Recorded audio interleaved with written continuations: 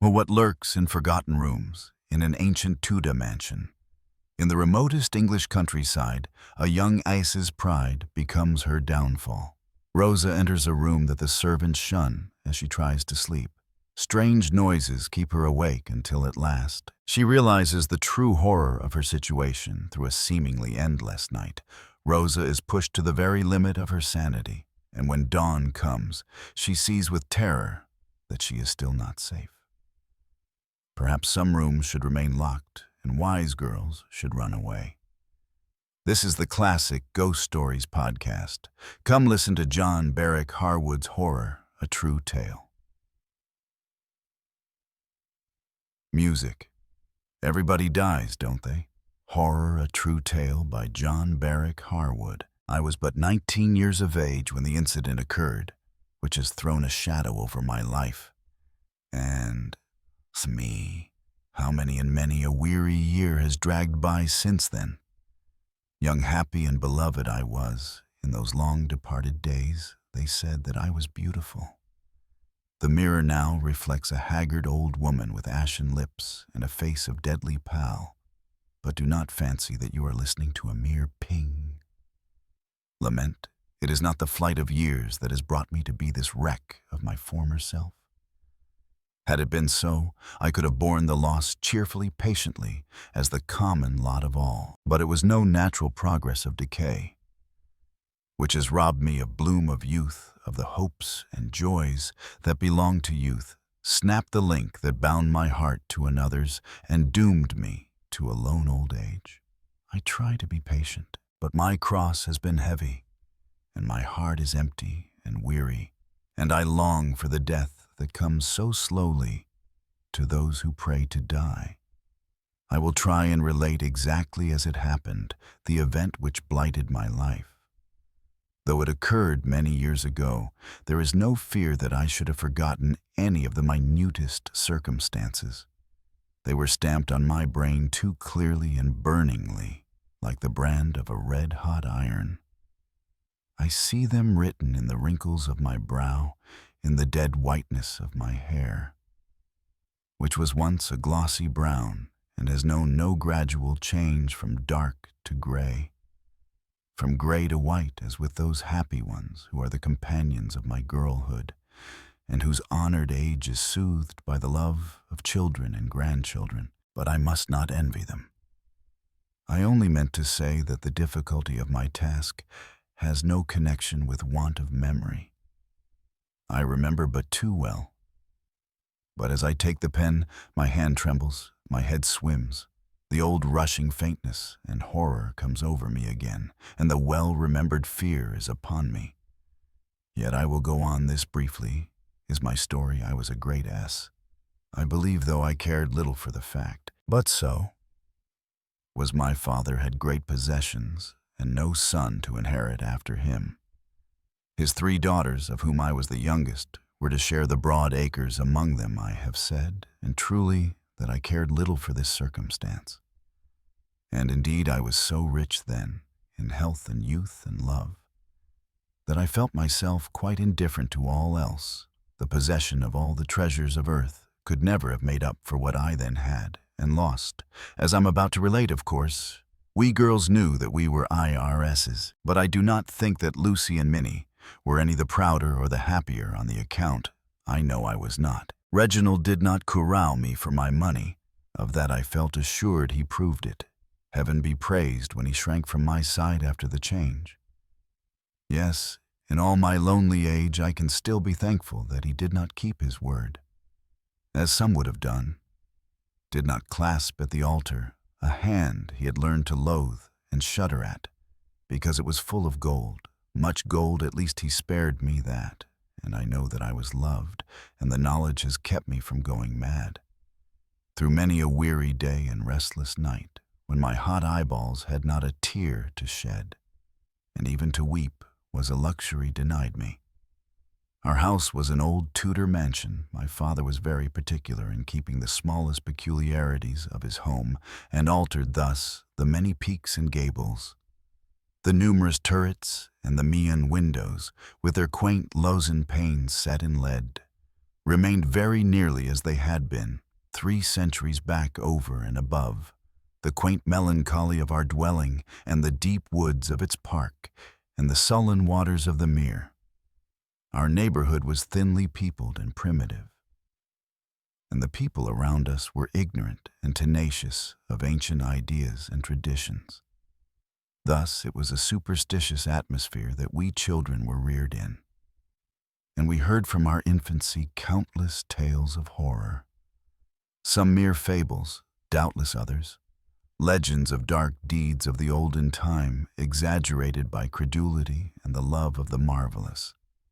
Our mother had died when we were young, and our other parent being, though a kind father, much absorbed in affairs of various kinds, as an active magistrate and landlord.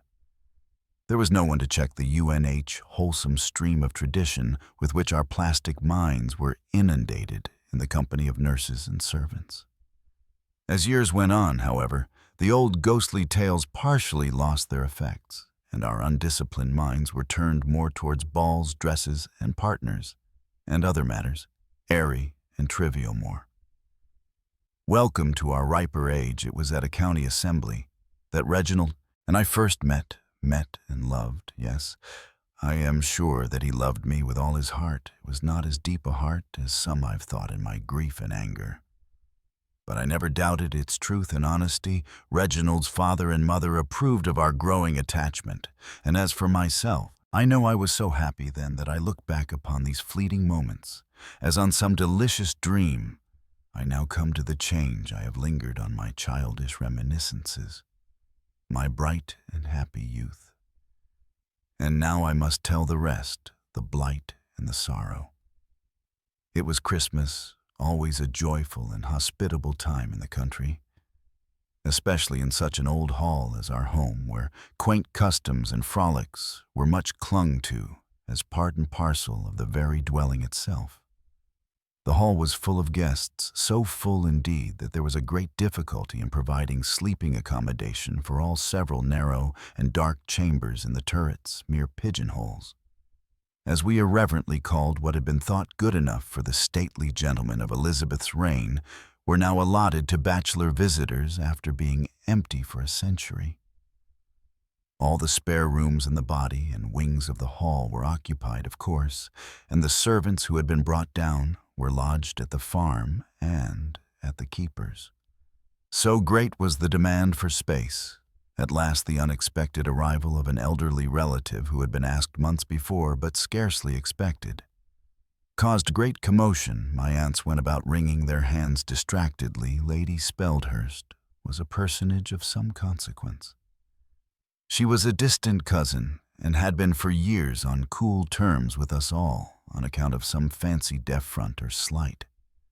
When she had paid her last visit about the time of my christening, she was 70 years old. She was infirm, rich, and testy. Moreover, she was my godmother, though I had forgotten the fact, but it seems that though I had formed no expectations of a legacy in my favor, my aunt had done so for me. Aunt Margaret was especially eloquent on the subject. "There isn't a room left," she said. "Was ever anything so unfortunate? We cannot put Lady Speldhurst into the turrets, and yet where is she to sleep? And Rose's godmother, too, poor dear child. How dreadful, after all these years of estrangement, and with a 100,000 in the funds, and no comfortable warm room at her own unlimited disposal, and Christmas of all times in the year." What was to be done? My aunts could not resign their own chambers to Lady Speldhurst, because they had already given them up to some of the married guests. My father was the most hospitable of men, but he was rheumatic, gouty, and methodical. His sisters-in-law dared not propose to shift his quarters, and indeed, he would have far sooner dined on prison fare than have been translated to a strange bed. The matter ended in my giving up my room. I had a strange reluctance to making the offer, which surprised myself. Was it a boding of evil to come? I cannot say. We are strangely and wonderfully made. It may have been. At any rate, I do not think it was any selfish unwillingness to make an old and infirm lady comfortable by a trifling sacrifice. I was perfectly healthy and strong. The weather was not cold for the time of year. It was a dark, moist, ooly, not a snowy one, though snow brooded overhead in the darkling clouds. I did make the offer which became me, I said with a laugh as the youngest. My sisters laughed too and made a jest of my evident wish to propitiate my godmother. She is a fair godmother, Rosa said Minnie, and you know, she was affronted at your christening and went away muttering. Ven here, she's coming back to see you. I hope she brings golden gifts with her. I thought little of Lady Speldhurst and a possible golden gift. I cared nothing for the wonderful fortune and the funds that my aunts whispered and nodded about so mysteriously. But since then, I have wondered whether, had I then shown myself peevish or obstinate, had I refused to give up my room for the expected kinswoman, it would not have altered the whole of my life. But then Lucy and Minnie would have offered in my stead and been sacrificed. What do I say better that the blow should have fallen as it did? Then on those dear ones, the chamber to which I removed was a dim little triangular room in the western wing, and was only to be reached by traversing the picture gallery or by mounting a little flight of stone stairs which led directly upwards from the low brow arch of a door that opened into the garden. There was one small room on the same landing place, and this was a mere receptacle for broken furniture, shattered toys, and all the lumber that will accumulate in the country house. The room I was to inhabit for a few nights was a tapestry-hung apartment, with faded green curtains of some costly stuff, contrasting oddly with a new carpet and the bright, fresh hangings of the bed, which had been hurriedly erected. The furniture was half old, half new, and on the dressing table stood a very quaint oval mirror in a frame of black wood, unpolished ebony. I think I can remember the very pattern of the carpet, the number of chairs, the situation of the bed, the figures on the tapestry. Nay, I can recollect not only the color of the dress I wore on that fatal evening, but the arrangement of every scrap of lace and ribbon, of every flower, every jewel, with a memory but too perfect. Scarcely had my maid finished spreading out my various articles of attire for the evening, when there was to be a great dinner party, when the rumble of a carriage announced that Lady Speldhurst had arrived. The short winter's day drew to a close, and a large number of guests were gathered together in the ample drawing-room around the blaze of the wood fire. After dinner, my father, I recollect, was not with us. At first there were some squires of the old riding hard drinking stamp still lingering over their port in the dining-room, and the host, of course, couldn't leave them. But the ladies and all the younger gentlemen, both those who slept under our roof and those who would have a dozen miles of fog and mire to encounter on their road home, were all together. Need I say that Reginald was there? He sat near me, my accepted lover, my plighted future husband. We were to be married in the spring. My sisters were not far off. They, too, had found eyes that sparkled and softened. In meeting theirs, had found hearts that beat responsive to their own, and in their cases, no rude. Frost nipped the blossom here. It became the fruit. There was no canker in the flowerets of young hope, no cloud in their sky. Innocent and loving, they were beloved by men worthy of their esteem. The room, a large and lofty one, with an arched roof, had somewhat of a somber character from being wainscoted and sealed with polished black oak of a great age. There were mirrors, and there were pictures on the walls, and handsome furniture, and marble chimney pieces, and a gay tay carpet. But these merely appeared as bright spots on the dark background of the Elizabethan woodwork. Many lights were burning, but the blackness of the walls and roofs seemed absolutely to swallow up their rays like the mouth of a cavern. 100 candles could not have given that apartment the cheerful lightness of a modern drawing-room, but the gloomy richness of the panels matched well with the ruddy gleam from the enormous wood fire, in which crackling and glowing now lay the mighty yew log.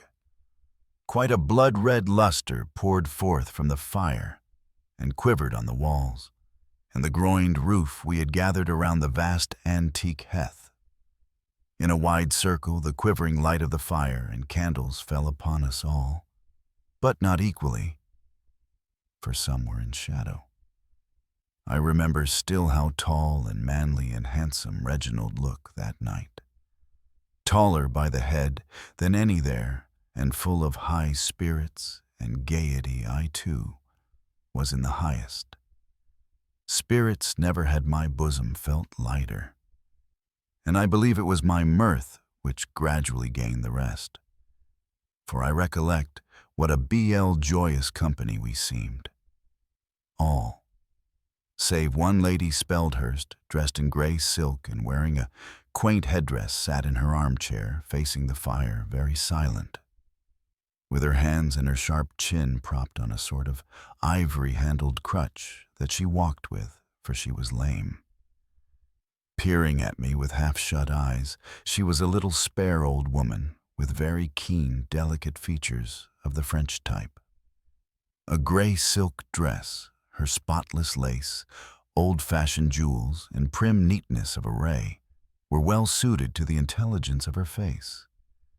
With its thin lips, lip, and eyes of a piercing black, undimmed by age, those eyes made me uncomfortable in spite of my gaiety, as they followed my every movement with curious scrutiny. Still, I was very merry and gay. My sisters even wondered at my ever-ready mirth, which was almost wild in its excess.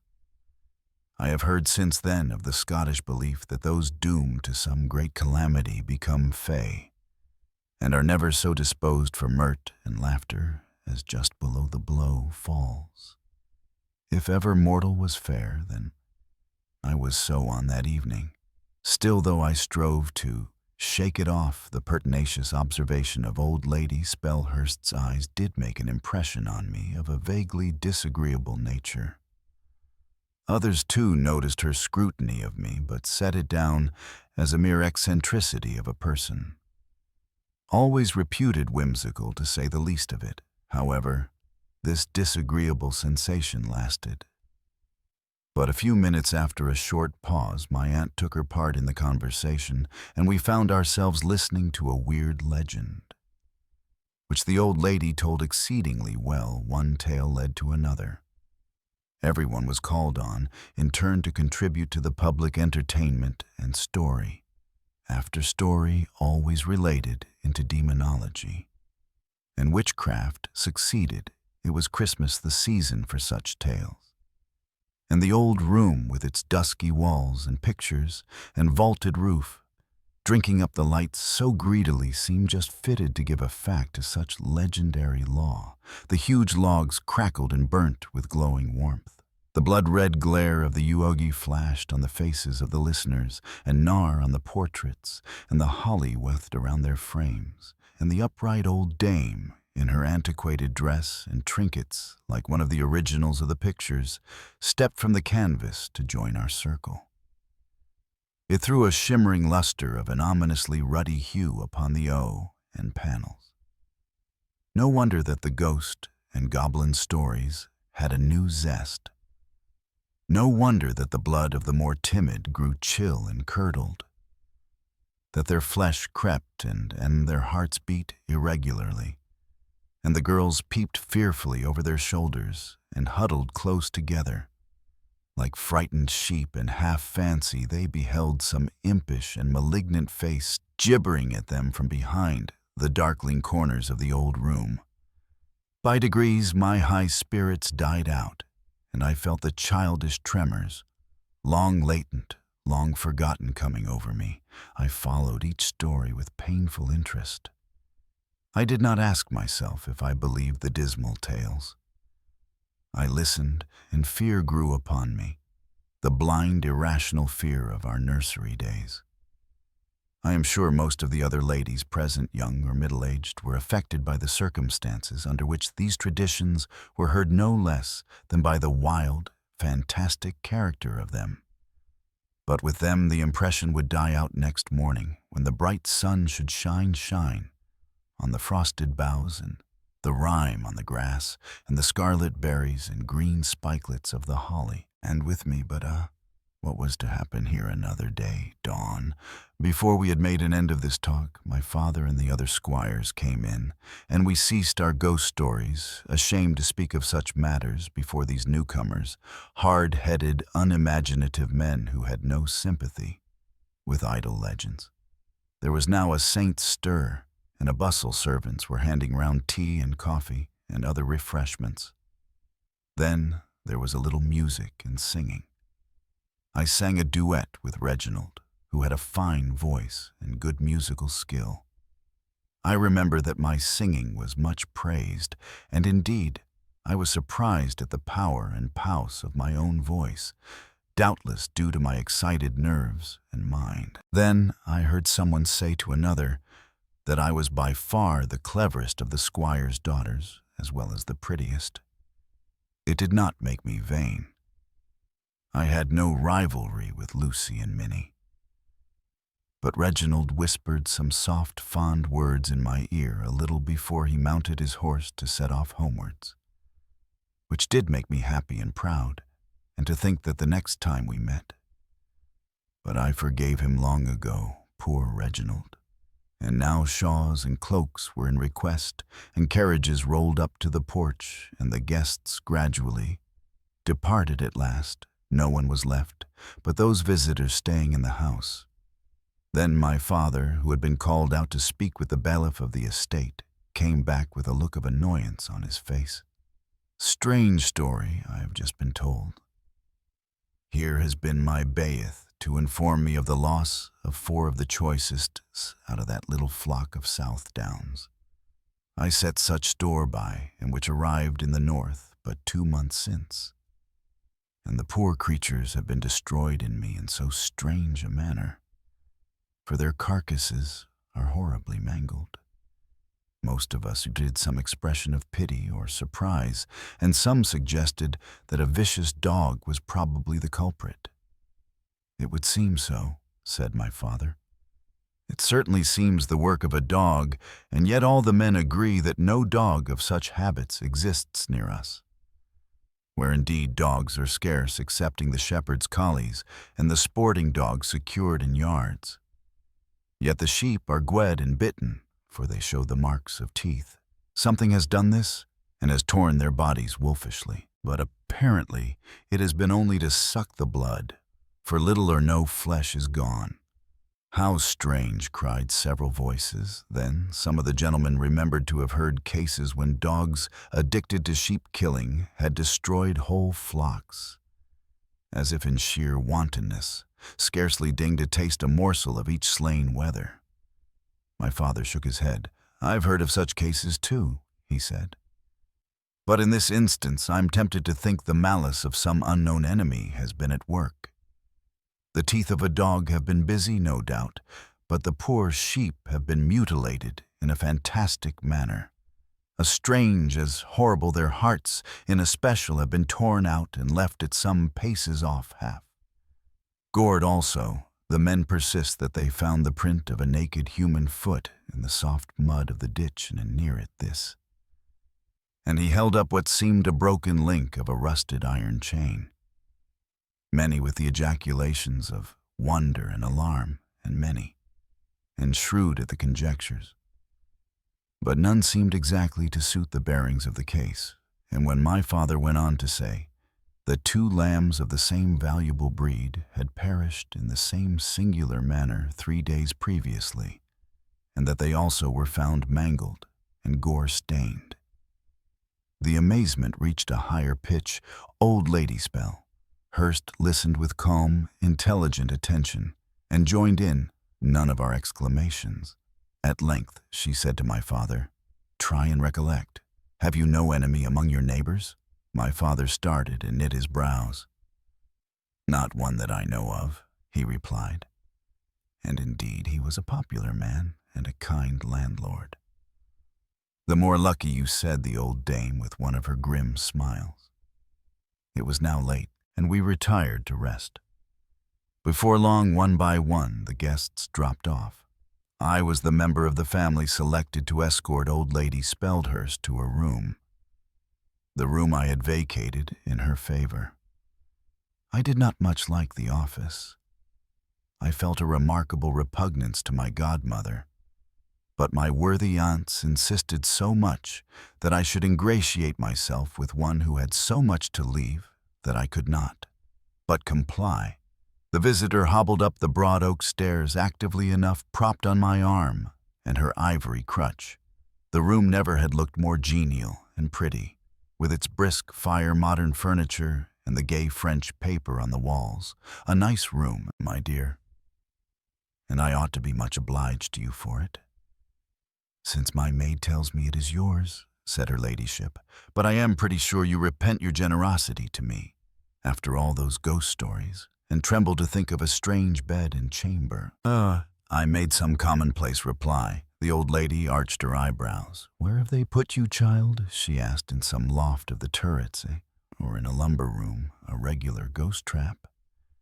I can hear your heart beating with fear. This moment, you're not fit to be alone. I tried to call up my pride and laugh off the accusations against my courage all the more, because I felt its truth. Do you want anything more that I can get you? Lady Speldhurst, I asked, trying to feign a yawn as sleepiness, the old dame's keen eyes, were upon me. I rather like you, my dear, she said.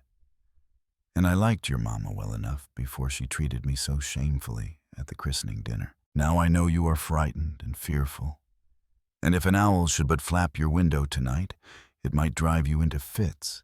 There's a nice little sofa bed in this dressing closet. Call your maid to arrange it for you, and you can sleep there snugly under the old witch's protection. And then no goblin dare harm you, and nobody will be a bit the wiser or quiz you for being afraid. How little I knew what hung in the balance of my refusal or acceptance of that trivial prefer. Had the veil of the future been lifted for one instant, but that veil is impenetrable to our gaze. Yet, perhaps she had a glimpse of the dim vista beyond, she who made the offer, for when I declined, with an affected laugh, she said in a thoughtful, half-abstracted manner, Well, we must all take our own way through life. Good night, child. Pleasant dreams, and I soft closed the door as I did so. She looked round at me rapidly with a glance I have never forgotten, half malicious, half sad, as if she had divined the yawning gulf that was to devour my young hopes. It may have been mere eccentricity, the odd fantasy of a crooked mind, the whimsical conduct of a cynical person triumphant in the power of affrighting youth and beauty, or I have since thought it may have been that this singular guest possessed some such gift as the Highland second sight, a gift vague, sad, and useless to the possessor, but still sufficient to convey a dim sense of coming evil and boding doom. And yet had she really known what was in store for me? What lurked behind the veil of the future? Not even that arid heart could have remained impassive to. The cry of humanity, she must have snatched me back even from the edge of the black pit of misery. But doubtless she had not the power. Doubtless she had but a shadowy presentiment, at any rate, of some harm to happen, and could not see save darkly into the viewless void where the wisest stumble. I left her door as I crossed the landing. A bright gleam came from another room, whose door was left ajar. The light fell like a bar of golden sheen across my path as I approached the door. Opened, and my sister Lucy, who had been watching for me, came out. She was already in a white cashmere wrapper, over which her loosened hair hung, darkly and heavily like tangles of silk. Rosa, love, she whispered, Minnie and I can't bear the idea of your sleeping out there all alone in that solitary room. The very room, too, Nurse Sherrod used to talk about. So, as you know, Minnie has given up her room and come to sleep in mine. Still, we should so wish you to stop with us tonight at any rate. and I could make up a bed on the sofa for myself, or you and I stopped Lucy's mouth with a kiss. I declined her offer. I would not listen to it. In fact, my pride was up in arms, and I felt I would rather pass the night in the churchyard itself than accept a proposal dictated. I felt sure by the notion that my nerves were shaken by the ghost law we had been raking up that I was a weak, superstitious creature, unable to pass a night in a strange chamber. So I wouldn't listen to Lucy, but kissed her, be her good night, and went on my way, laughing to show my light heart, as I looked back in that dark corridor and saw the friendly door still ajar, the yellow bar of light still crossing from wall to wall, the sweet, kind face still peering after me. From amid clustering curls, I felt a thrill of sympathy, a wish to return, a yearning after human love and companionship. False shame was strongest and conquered. I waved a gay. I turned the corner, and peeping over my shoulder, I saw the door close. The bar of yellow light was there no longer. In the darkness of the passage, I thought at that instant that I heard a heavy sigh. I looked sharply round. No one was there. No door was open. Yet I fancied and fancied with a wonderful vividness that I did hear an actual sigh, breathed not far off, and plainly distinguishable from the groan of the sycamore branches as the wind tossed them to and fro in the outer blackness. If ever a mortal's good angel had cause to sigh for sorrow, not sin, mine had cause to mourn that night, but imagination plays us strange tricks. And my nervous system was not overcome or very fitted for judicial analysis. I had to go through the picture gallery. I had never entered this apartment by candlelight before, but I was struck by the gloomy array of the tall portraits gazing moodily from the canvas on the lozenge pane or painted windows, which rattled to the blast as it swept howling. By many of the faces looked stern and very different from their daylight expressions in others. A furtive, flickering smile seemed to mock me as my candle illuminated them.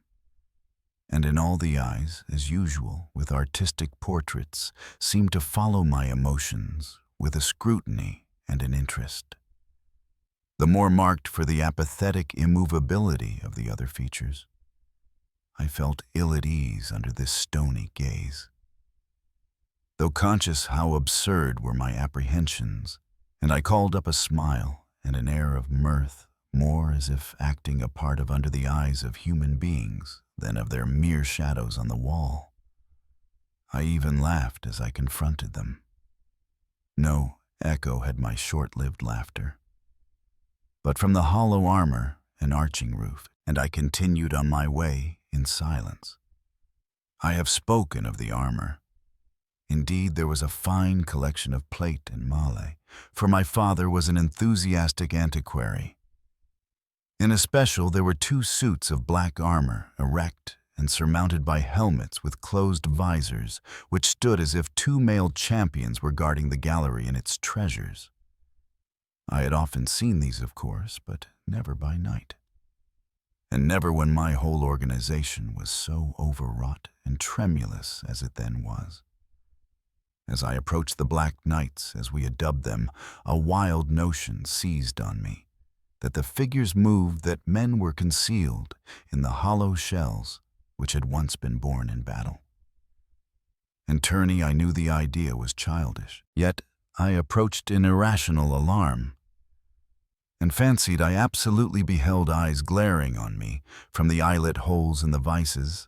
I passed them by. And then my excited fancy told me that the figures were following me with stealthy strides. I heard a clatter of steel caused, I'm sure, by some more violent gust of wind sweeping the gallery through the crevices of the old windows, and with a smothered shriek, I rushed to the door, opened it, darted out, and clapped it to, with a bang that re-echoed through the whole wing of the house then, by a sudden and not uncommon revulsion of feeling. I shook off my aimless terrors, blushed at my weakness, and sought my chamber. only too glad I had been the only witness of my late tremors as I entered my chamber. I thought I heard something stir in the neglected lumber room, which was the only neighboring apartment, but I was determined to have no more panics, and resolutely shut my ears to this slight and transient noise, which had nothing unnatural in it. But surely between rats and wind, an old manor house on a stormy night needs no sprites to disturb it, so I entered my room and rang for my maid as I did. So I looked around me, and a most unaccountable repugnance to my temporary boat came over me. In spite of my efforts, it was no more to be shaken off than a cheerless to be shaken off. When we enter some damp cave and rely upon it, the feeling of dislike and apprehension with which we regard at first sight certain places and people was not implanted in us without some wholesome purpose. I grant it is irrational, mere animal instinct, but is not instinct God's gift, and is it for us to despise it? It is by instinct that children know their friends from their enemies, that they distinguish with such awing accuracy between those who like them and those who only flatter and hate them. Dogs do the same. They will fall on one person, they slink snarling from another. Show me a man whom children and dogs shrink from, and I will show you a false, bad man lies on his lips and murder at his heart. No. Let none despise the heaven-sent gift of innate antipathy, which makes the horse quail when the lion crouches in the thicket, which makes the cattle scent the shambles from afar and low in terror and disgust as their nostrils snuff the blood-polluted air. I felt this antipathy strongly as I looked around me in my sleeping room, and yet I could find no reasonable pretext for my dislike. A very good room it was, after all, now that the green damask curtains were drawn, the fire burning bright and clear, candles burning on the mantelpiece and the various familiar articles. Toilet arranged as usual, the bed too looked peaceful and inviting. A pretty little white bed, not a two, the gaunt ferial sort of couch which haunted apartments. Generally contained, my maid entered and assisted me to lay aside the dress and ornaments I'd worn, and arranged my hair.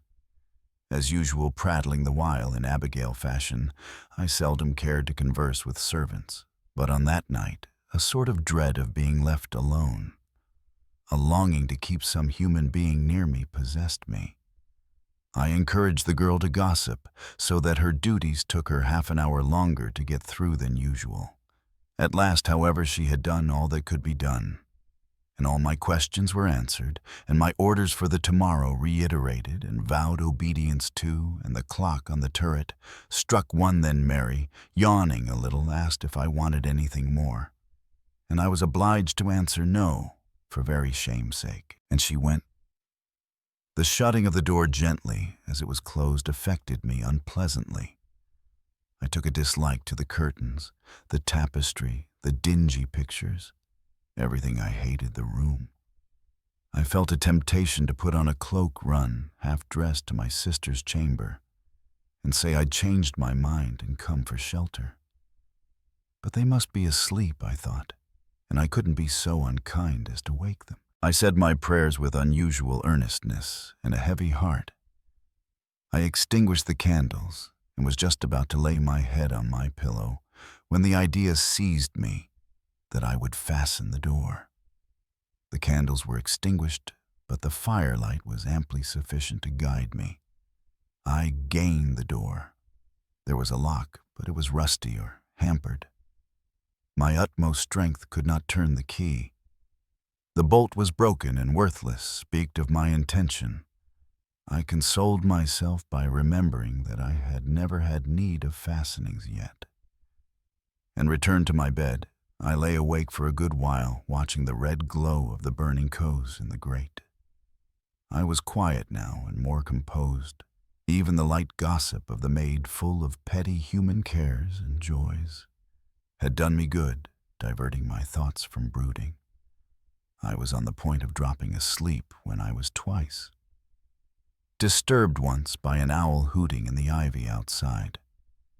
No unaccustomed sound, but harsh and melancholy once, by a long and mournful howling, set up by the mastiff chained in the yard beyond the wing I occupied. A long-drawn, lugubrious howling was this latter, and much such a note as the vulgar declare to herald a death in the family. This was a fancy that I never shared, but yet I could not help feeling that the dog's mournful moans were sad and expressive of terror, not at all like his fierce, honest bark of anger, but rather as if something evil and unwanted were abroad. But soon I fell asleep. How long I slept, I never knew. I woke at once with that abrupt start, which we all know well, and which carries us in a second from utter unconsciousness to the full use of our faculties. The fire was still burning, but it was very low, and half the room, or more, was in deep shadow. I knew I felt that some person or thing was in the room, although nothing unusual was to be seen by the feeble light. Yet it was a sense of danger that had aroused me from slumber. I experienced, while yet asleep, the chill and shock of sudden alarm, and I knew, even in the act of throwing off sleep like a mantle, why I awoke and that some intruder was present. Yet, though I listened intently, no sound was audible except the faint murmur of the fire, the dropping of a cinder from the bars, the loud, irregular beatings of my own heart. Notwithstanding this, silenced by some intuition, I knew that I had not been deceived by a dream and felt certain that I was not alone. I waited, my heartbeat on quicker. More sudden grew its pulsations, as a bird in a cage might flutter in the presence of a hawk. And then I heard a sound, faint but distinct. The clank of iron, the rattling of a chain. I ventured to lift my head from the pillow, dim and uncertain. As the light was, I saw the curtains of my bed shake and caught a glimpse of something. Beyond a darker spot in the darkness, this confirmation of my fears did not surprise me so much as it shocked me. I strove to cry aloud, but could not utter a word. The chain rattled again, and this time the noise was louder and clearer. But though I strained my eyes, they could not penetrate the obscurity that shrouded the other end of the chamber, whence came the sullen clanking. In a moment, several distinct trains of thought, like many-colored strands of thread, twining into one, became palpable to my mental vision. Was it a robber? Could it be a supernatural visitant, or was I the victim of a cruel trick such as I had heard of, and which some thoughtless persons love to practice on the timid reckless of its dangerous results? And then a new idea, with some ray of comfort in it, suggested itself. There was a fine young dog of the Newfoundland breed, a favorite of my father's, which was usually chained by night in an announced Neptune might have broken loose, found his way to my room, and, finding the door imperfectly closed, have pushed it open. That entered, I breathed more freely, as this harmless interpretation of the noise forced itself upon me. It must be the dog. But I was distressing myself, thus Leslie I resolved to call him. I strove to utter his name, Neptune, Neptune. But a secret apprehension restrained me, and I was mute, clanked near to the near bed. I saw a dusky, shapeless mass appear between the curtains, on the opposite side to where I was lying. How I longed to hear the whine of the poor animal that I hoped might be the cause of my alarm. But no, I heard no sound save the rustle of the curtains and the clash of the iron chain. Just then, the dying flame of the fire leaped up, and with one sweeping, hurried glance, I saw that the door was shut, and horror! It is not the dog. It is the semblance of a human form that now throws itself heavily on the bed, outside the clothes, and lies there huge and swart, in the red gleam that treacherously dies away after showing so much to affright and sinks into dull darkness. There was now no light left, though the red cinders yet glowed with a ruddy gleam like the eyes of wild beasts. The chain rattled no more. I tried to speak, to scream wildly for help. My mouth was parched. My tongue refused to obey. I could not utter a cry, and indeed, who could have heard me alone as I was in that solitary chamber with no living neighbor, and the picture gallery between me and any aid that even the loudest, most piercing shriek could summon? And the storm that howled without would have drowned my voice. Even if help had been at hand, to call aloud to demand, who was there, alas? How useless, how perilous. If the intruder were a robber, my outcries would but goad him to fury. But what robber would act thus, as for a trick that seemed impossible, and yet what lay by my side now wholly unseen? I strove to pray aloud as there rushed on my memory a flood of weird legends, a dreaded yet fascinating law of my childhood. I had heard and read of the spirits of wicked men, forced to revisit the scenes of their earthly crimes, of demons that lurked in certain accursed spots of the ghoul and vampire of the East. Stealing amid the grave, they rifled for their ghostly banquets. And I shuddered as I gazed on the blank darkness where I knew it lay. It stirred it, moaned Healy, and again I heard the chain clank close beside me, so close that it must almost have touched me. I drew myself from it, shrinking away in loathing and terror of the evil thing. What I knew not, but felt that something malignant was near, and yet in the extremity of my fear, I dared not speak. I was strangely cautious to be silent, even in moving farther off. For I had a wild hope that the phantom, the creature, whichever it was, had not discovered my presence in the room. And then I remembered all the events of the night, Speldhurst's ill-omened vations, her half-warnings, her singular look as we parted, my sister's persuasion, my terror in the gallery, the remark that this was the room nurse Sherrard used to talk of.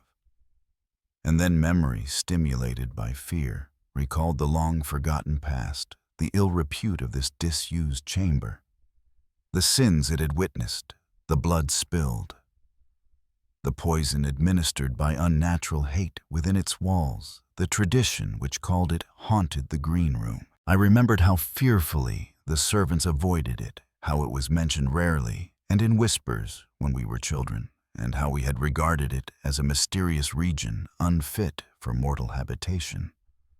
Was it the dark form with the chain a creature of this world, or a specter, and again, more dreadful still?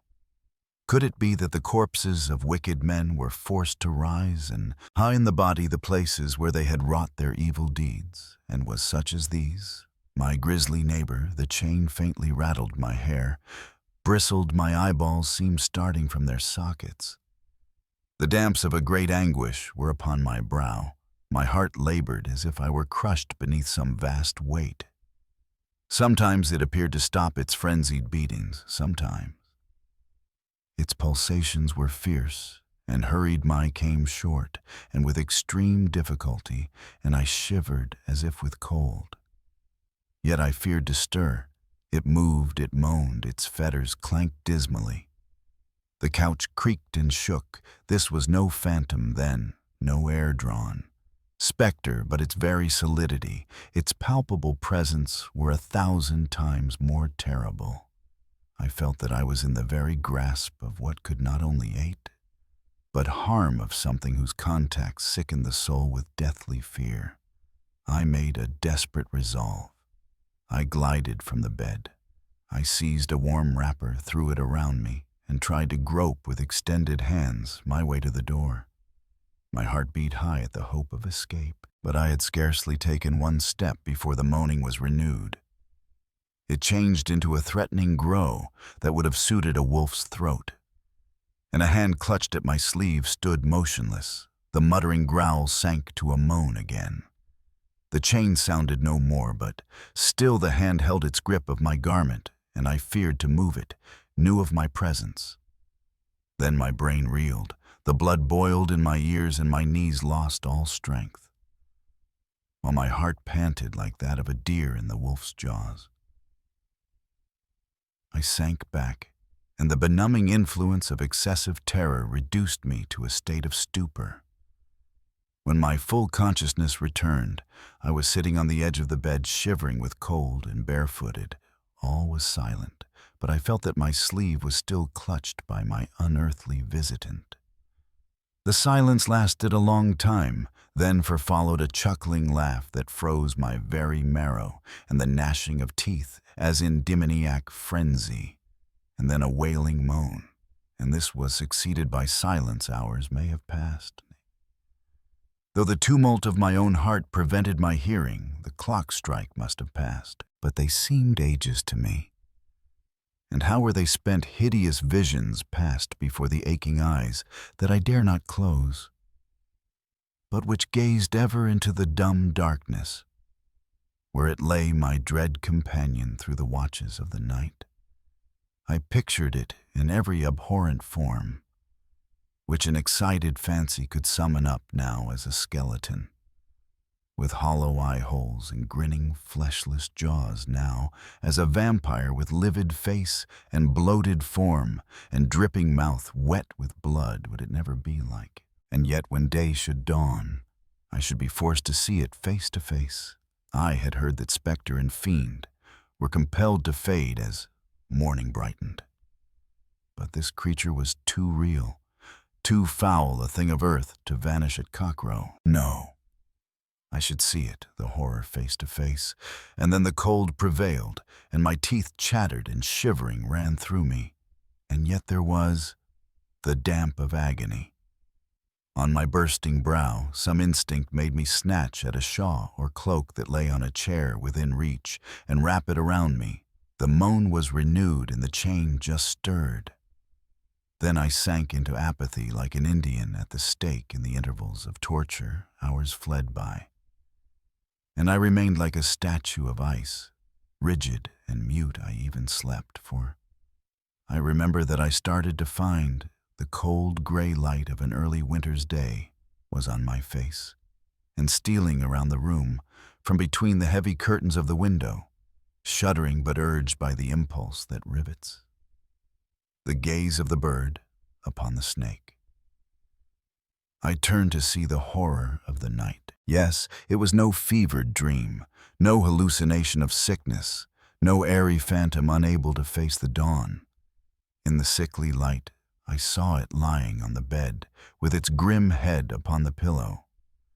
A man or a corpse, arisen from its unhallowed grave, and a waiting demon that animated it. There it lay, a gaunt, gigantic form wasted to a skeleton, half-clad foul with dust and clotted gore, its huge limbs flung upon the couch as if at random, its shaggy hair streaming over the pillows like a lion's man. Its face was towards me. Oh, the wild hideousness of that face, even in sleep and features. It was human even through its horrid mask of mud and half-dried bloody gouts. But the expression was brutish and savagely fierce. The white teeth were visible between the parted lips in a malignant grin. The tangled hair and beard were mixed in leonine confusion, and there were scars disfiguring that brow. Round the creature's waist was a ring of iron to which was attached a heavy but broken chain. The chain I had heard clanking with a second glance. I noted that part of the chain was wrapped in straw to prevent its ging. The wearer, the creature, I cannot call it a man, had the marks of fets on its wrists. The bony arm that protruded through one tattered sleeve was scarred and bruised. The feet were bare and lacerated by pebbles and briars, and one of them was wounded and wrapped in a morsel of rag. And the lean hands, one of which held my sleeve, were armed with talons. Like an eagle, in an instant, the horrid truth flashed upon me. I was in the grasp of a madman. Better the phantom that scares the sight than the wild beast that rends and tears the quivering flesh. The pitiless human brute that has no heart to be softened, no reason at whose bar to plead, no compassion, not of man save the form and the cunning. I gasped in terror, the mystery of those sanguine fingers, those gory wolfish jaws that face all besmeared with blackening blood. Is revealed the slain sheep so mangled, and rent the fantastic butchery. The print of the naked foot, all were expulsed in the chain, the broken link of which was found near the slaughtered animals. It came from his broken chain, the chain he had snapped doubtless in his escape from the asylum where his raging frenzy had been fettered and bound. In vain, in vain. Me. How had this grisly Samson broken manacles and prison bars? How had he eluded guardian and keeper in a hostile world and come hither on his wild way, hunted like a beast of prey and snatch in his hideous banquet? Like a beast of prey, too, yes, through the tatters of his mean and ragged garb, I could see the marks of the severities cruel and foolish, with which men at that time tried to tame the might of madness. The scourge its marks were there, and the scars of the hard iron fetters, and many a cetric and welt that told a dismal tale of harsh usage. But now he was loose free to play, the brute, the baited, tortured brute that they had made him now. Without the cage and ready to gloat over the victims, his strength should overpower horror. Horror, I was the prey, the victim already in the tiger's clutch, and a deadly sickness came over me, and the iron entered into my soul, and I longed to scream, and was dumb. I died 1,000 deaths, as that awful morning wore on. I dared not faint, but words cannot paint what I suffered as I waited till the moment when he should open his eyes and be aware of my presence. For I was assured he knew it not. He had entered the chamber as a lair when weary and gorged with his horrid orgy. And he had flung himself down to sleep without a suspicion that he was not alone. Even his grasping my sleeve was doubtless an act done betwixt. Sleeping and waking, like his unconscious moans and laughter in some frightful dream hours went by then. I trembled as I thought that soon the house would be astir, that my maid would come to call me as usual and awake that ghastly sleeper. And might he not have time to tear me, as he tore the sheep before any aid could arrive at last? What I dreaded came to pass, a light footstep on the ell. Standing there is a tap at the door, a pause succeeds. And then the tapping is renewed, and this time more loudly. Then the madman stretched his limbs and uttered his moaning cry, and his eyes slowly opened. Very slowly opened, and met mine. The girl waited a while.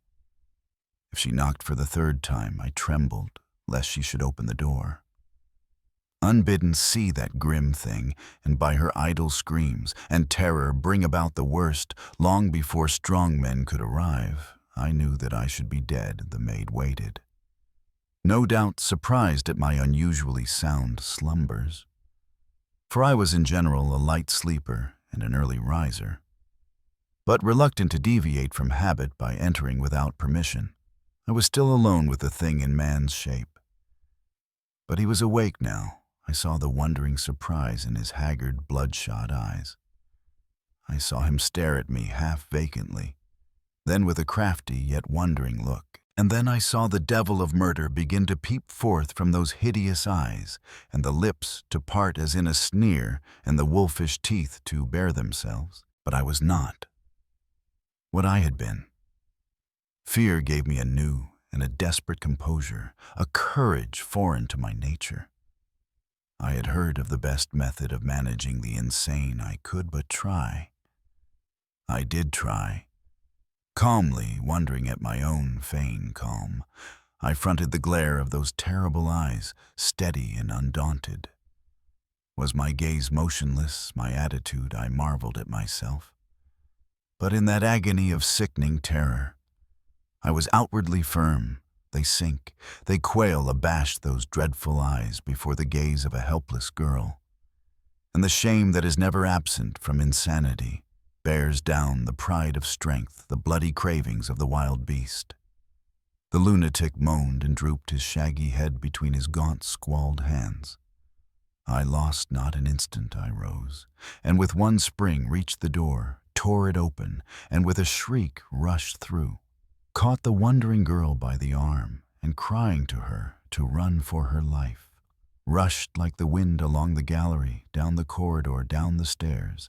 Mary's screams filled the house as she fled beside me. I heard a long, drawn, raging cry. The roar of a wild animal mocked of its prey. And I knew what was behind me. I never turned my head. I flew rather than ran. I was in the hall already. There was a rush of many feet, an outcry of many voices, a sound of scuffling feet and brutal yells and oaths and heavy blows, and I fell to the ground crying, "Save me," and lay there in a swoon. I awoke from a delirious trance. Kind faces were around my bed. Loving looks were bent on me by my dear father and dear sisters, but I scarcely saw them before I swooned again when I recovered from that long illness through which I had been nursed so tenderly. The pitying looks I met made me tremble. I asked for a looking-glass. It was long denied me, but my importunity prevailed. At last, a mirror was brought. My youth was gone at one. Fell swoop, the glass showed me a livid and haggard face, blanched and bloodless, as of one who sees a specter. And in the ashen lips and wrinkled brow and dim eyes, I could trace nothing of my old self. The hair, too, jetty and rich before, was now as white as snow. And in one night, the ravages of half a century had passed over my face, nor have my nerves ever recovered their tone from that dire shock. Can you wonder that my life was blighted, that my lover shrank from me, so sad a wreck was I? I am old now, old and alone. My sisters would have had me to live with them, but I chose not to sadden their genial homes with my phantom face and dead eyes. Reginald married another. He has been dead many years. I never ceased to pray for him, though he left me when I was bereft of all the sad. Weird is nearly over now. I am old and near the end, and wishful for it. I have not been bitter or hard, but I cannot bear to see many people, and I'm best alone. I try to do what good I can with the war this wealth Lady Speldhurst left me for. At my wish, my portion was shared between my sisters. What need had I of inheritances, I the shattered wreck made by that one night of horror? You might be one of those people like me who doesn't like the stories to be interrupted with ads. And this podcast has ads on it. However, there is a solution. If you would like access to the stories without ads, and a link to a library of all the stories I've ever done that you can download. Without ads, you can get that by becoming a patron. So if you join for $5 or the equivalent in your currency a month, that you can have all the stories ad-free. So consider becoming a patron. Go to www.patreon.com. B-Kid, B-A-R-C-U-D. So that was Horror, a true tale by John Barrick Harwood. Now it reminds me of that night I spent. One time we were in the Narrators Club, that exclusive club on Pall Mall in London, and we were sitting in the book-lined room in the wing-back leather chairs, sipping port and smoking our cigars by the fire, where the servants were coming in to lay for us, and I remember an advice I was given by a fellow narrator who you will know, whose channel you will have listened to. And he said to me, "Tony," said, "I want to give you some counsel." I said, "What is that?" And I bleep his name out there, for I do not wish to identify that gentleman. He said, "Never go full Gothic," and I said what he said. You can go half Gothic, and that's okay, but never go full Gothic. And I'm afraid, ladies and gentlemen, boys and girls, I have broken that rule with this story. I went full Gothic, and I'm not ashamed of it. At one point, I felt I was channeling Matt Berry, to be fair. I really enjoyed that story. But, it was It was like a story in two parts, wasn't it? The first part was like something out, the Jane Austen, and I thought, oh yeah, here we go. And then the second bit with the slaving madman was, wow, it was, it was the weather, it was the old castle or the old manor house. It was the escape lunatic. We had vampires thrown in. I even thought it was going to be a werewolf. At one point we had mutilated sheep. We had, incredulous or tough squires. We had weird servants, not much of those to be fair. Mary, poor Mary, she's not called Abigail, she called Mary. And, to talk like Abigail is kind of a saying, isn't it? It's like Poana, not really Poana. Mary Sue, not really Mary Sue. And many other things like that. So yeah, no. So what a cracker. It's time for me to stop laughing. And I mean, I liked it. I mean, this is it. It's like Hammer horror, isn't it? You're going to see a Hammer horror movie back in the day. I'm looking forward to going to see Nos Veratu Nivos. Verat haven't seen it yet. I'm not saying it will be like that. But jumping back to my previous thought, Hammer horror back in the day, how outrageously over the top and camp it was, and we knew it wasn't scary, except it was a bit scary sometimes. But it was so outrageously over the top. It was glorious in its gothic outrageousness, and this so from Jane Austen to it. It was like it was full. There was the huge, the allusions to the great statue Manfred in Castle of Otranto, the first Gothic novel. It was whether he did it on purpose, and he thought, I'm putting the whole sink in here, everything is going in for the full Gothic experience, but it was great anyway, time for to focus on, the crack, so this came out in 1861. It actually seems it's attributed to John Burke Howard, born 1829, 1899, was certainly not an AIs of 19, and neither am I. I'm not an AIs, I'm not 19, I'm not a woman, I'm not a Victorian anyway. Let's talk about John Burke Howard, born 1828. So he was born 1828. He was English, and he was known for his ghost stories and contributions to various literary magazines. He was born at the Rookery, so Mary Cran in Kent, and he spent his life writing numerous stories, articles, and novels, many of which were published anonymously.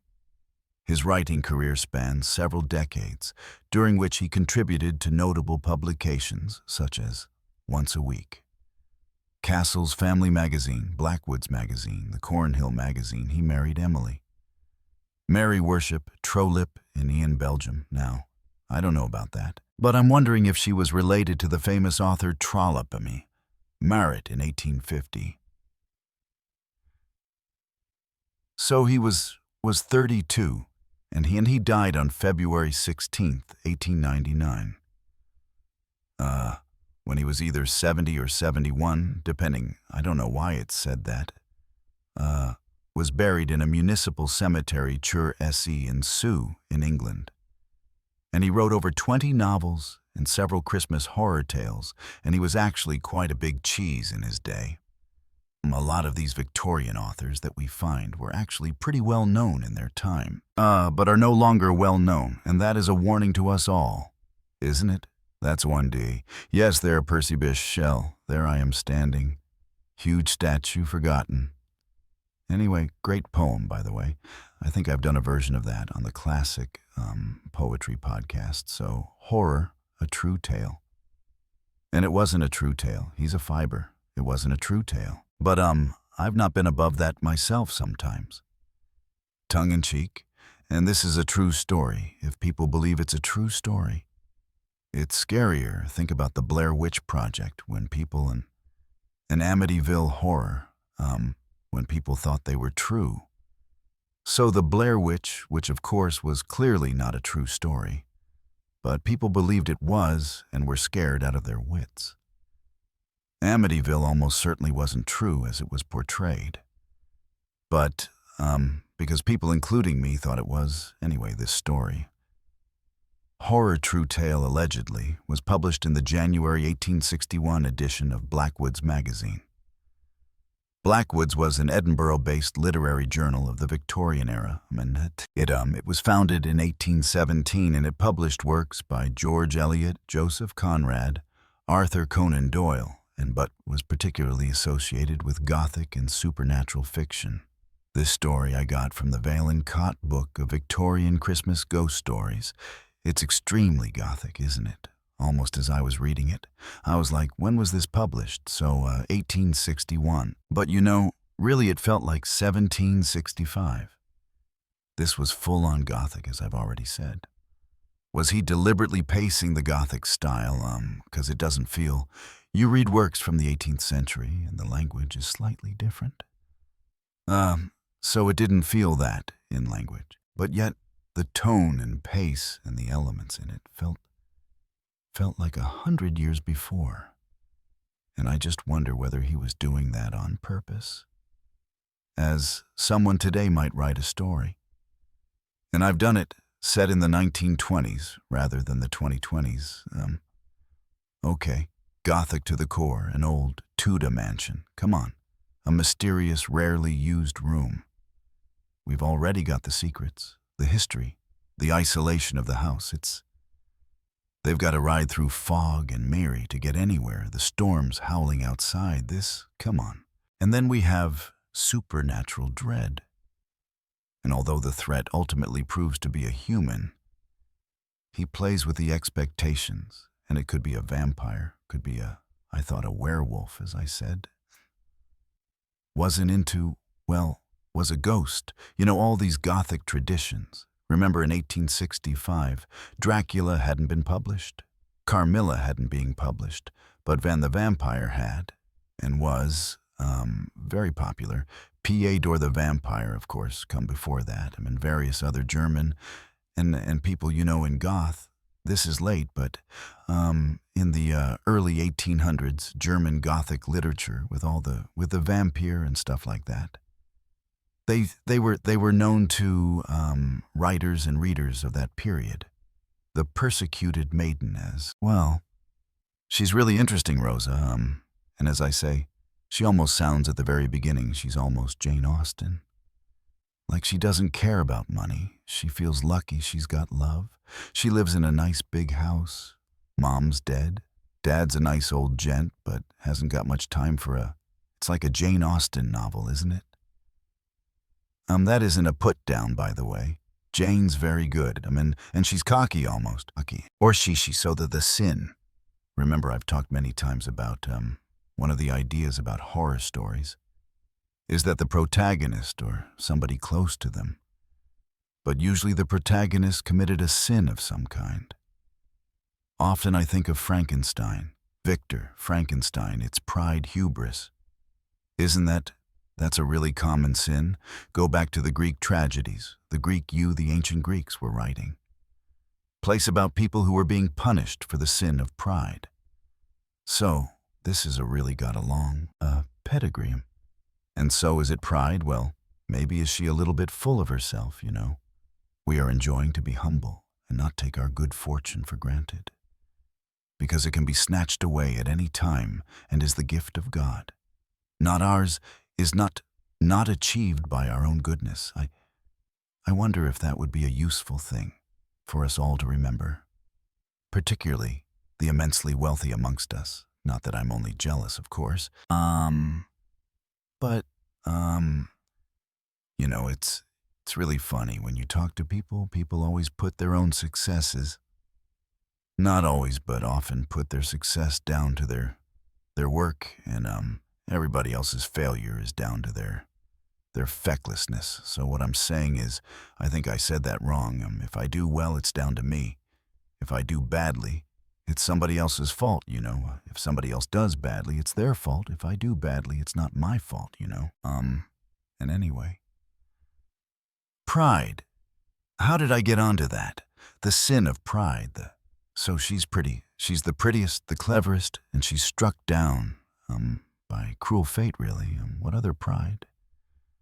What other sin could there be? I had another sin at the back of my mind. What you didn't see there was, I stopped the recording and I sat here for 5 minutes stroking the dog like some kind of James Bond villain pondering a Bond's downfall. The whatever the sin, I think it's pride. I think that's her sin here, but poor girl. And she starts from this very sort of girl boss type. I love that phrase. I don't totally understand it, but I love it anyway. Like lots of the words I say, and you know, she's cool, she's got it all, she knows her mind, she's powerful, she's got her agency. And then at the end, she hasn't lost her agency, but she's a wreck of herself, as she admits, because of this traumatic experience of the madman. And she isn't, but she does keep her agency in a sense because people want to help her, and she won't let them help. She's probably anxious, avoidant.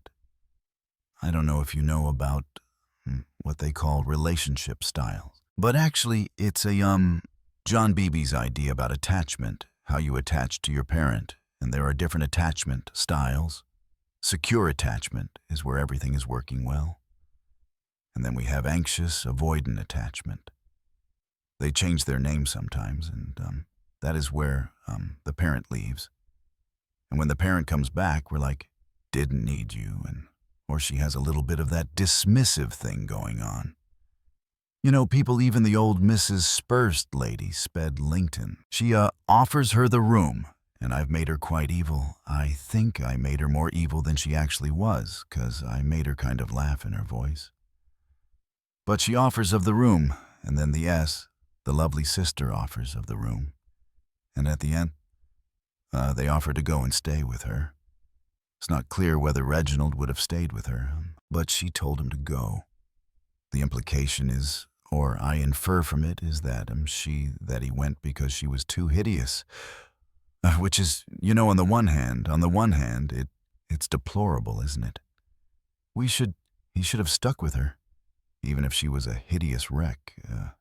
He just sat crying in the corner and wouldn't go out and had no fun and gibbered a lot with white hair and a wrinkled face.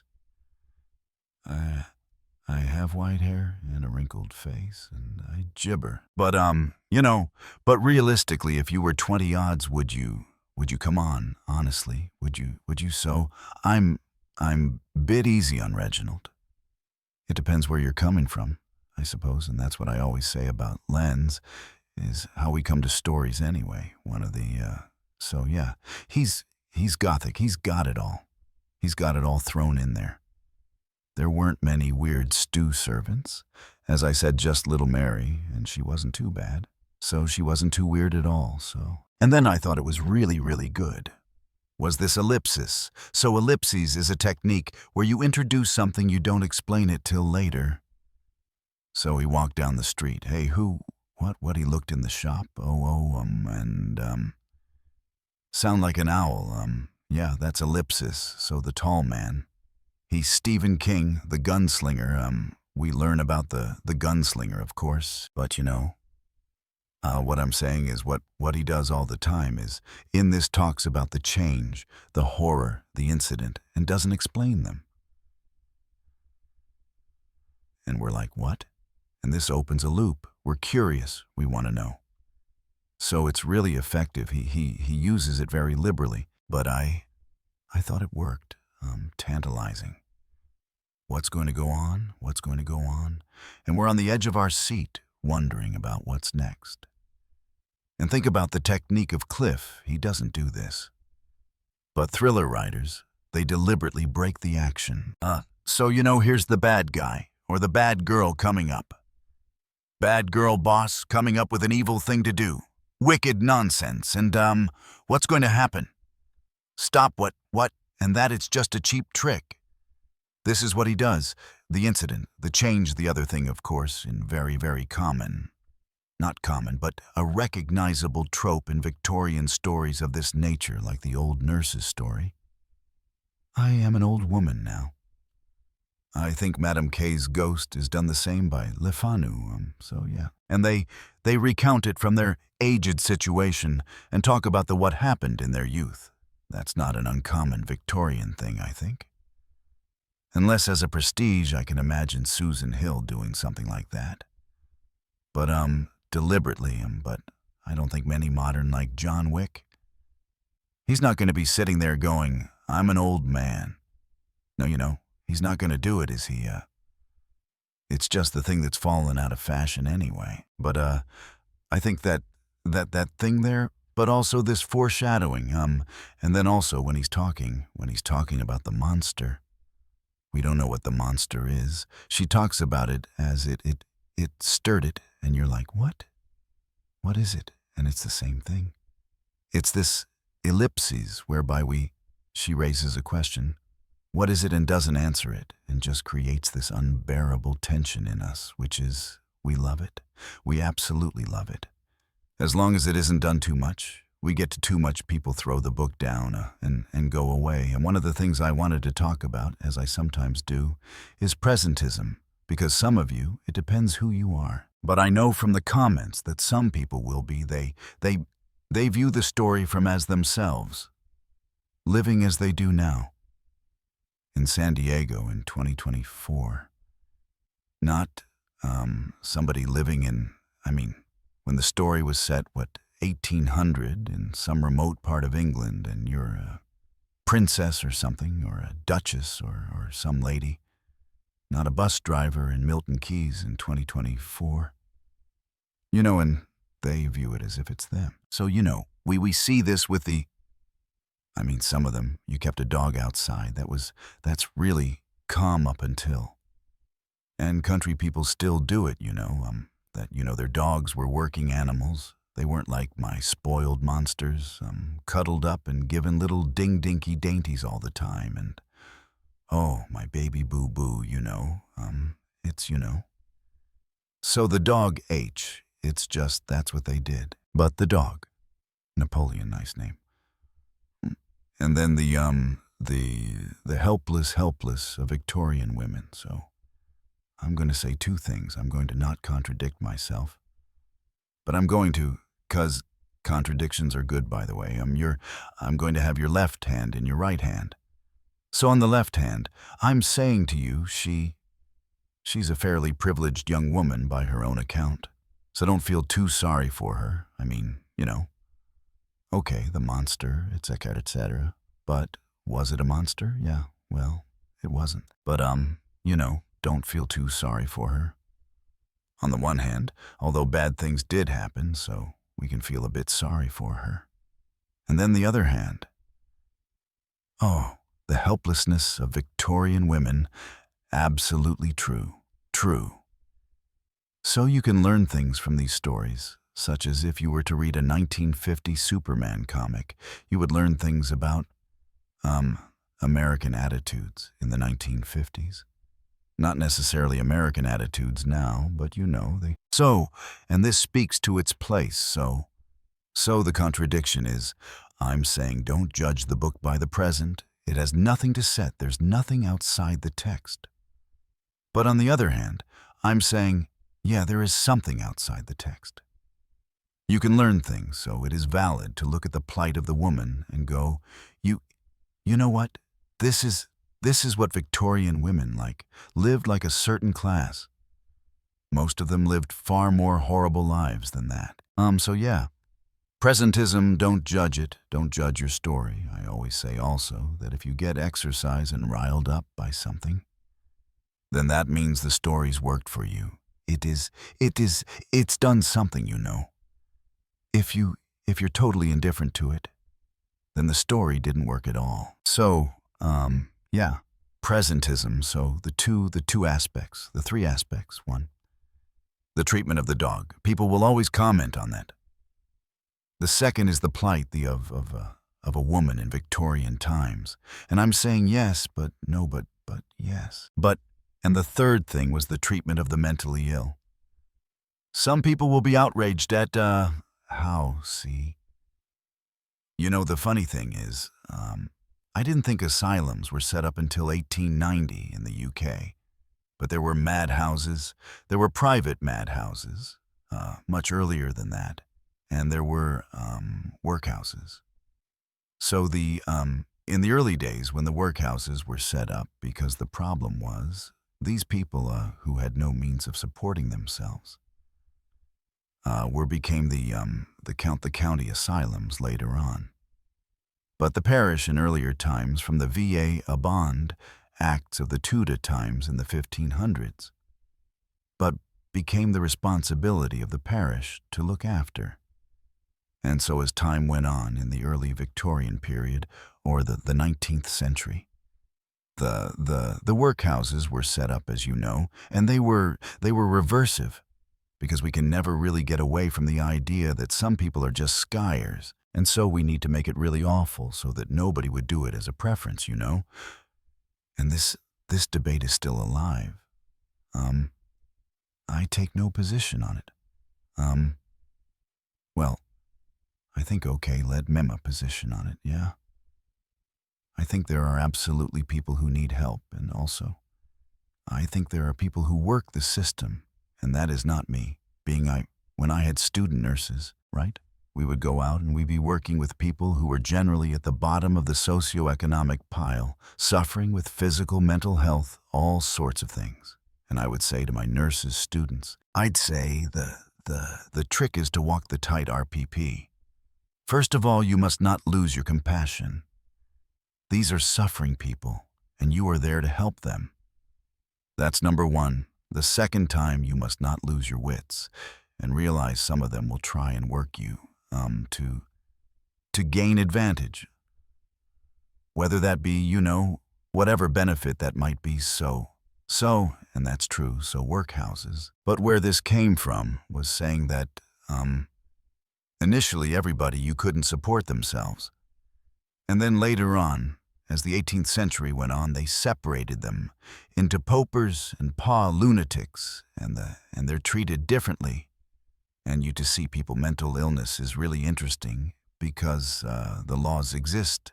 I'm most familiar with the English law. It's different in Scotland, similar in Wales. It's different in Ireland, in Northern Ireland, and in the Republic of Ireland. Of course, it's different in America. It's different in New Zealand, but the idea is that if I were to go out and attack someone, in whatever degree a judgment would be made by the agents of the state, that is usually the police, who would come in contact with me, they would make a judgment whether I was mentally ill or not. And if I'm mentally ill, I am deserving of treatment, care, and compassion, despite what I've done, and I will be treated in a hospital. That's the idea. However, the same action, the judgment is, if I am not mentally ill, I am vile, wicked, and will be punished, right? It's the same action. It's the judgment of the police officer who would then call a med or a social worker who would make that judgment, you know. And it's the same thing, so it's about how we view the action. Is the perpetrator a monster or a victim? What if they're both? What if they're both? And I always say this, you know, it's the nuanced nature of these things. If you think that all people who are mentally ill are doves, then you're wrong, because, and I'll tell you why, I'll give you a piece of evidence. If you go into a hospital and you go to the cardiac W, or the orthopedics W, or the maternity W, they do not give you an attack alarm. If you go to a psychiatric unit, they will give you an attack alarm. So there you go. And it's the same thing. Not all people, they may be ill, but it doesn't mean they're safe. Many are safe. I've only been assaulted a few times in 20 years. I've had a couple of knives pulled on me and stuff. But that's just the way it is now. You may be upset by me saying this, but I'm telling you the truth. So that's the third aspect, is how they treat the mentally ill. Clearly, harshly, they use chains and fetters and, this, he says, almost, how by use of brutality, they thought they could knock the madness out of them. That doesn't happen, actually. So there we are. It's fascinating. And reason I loved my career was because it was always, ethically and morally. You had you on your toes all the time to do this thing of walking the tightrope of being full of compassion and love for people, and helping them, and fighting their corner to recognizing the other side of the coin where, there was real. I nearly said wickedness, but we could take that apart, so, but probably not, probably don't have the time to do that. But it's worth thinking about. Maybe I don't mean wickedness, but certainly danger. There we are, so yeah. Dogs, women, and the mentally ill. 3 things to get really upset about. Yeah, but remember, it's just a story, so don't get too upset. I hope the weather's treating you nicely, that you're not in some awful flood or hurricane or tornado or earthquake, the list goes on. I hope you're not there anyway, or if you are there. I hope it isn't as bad as it could be, all right? Take care, and Christmas is coming for better or for worse.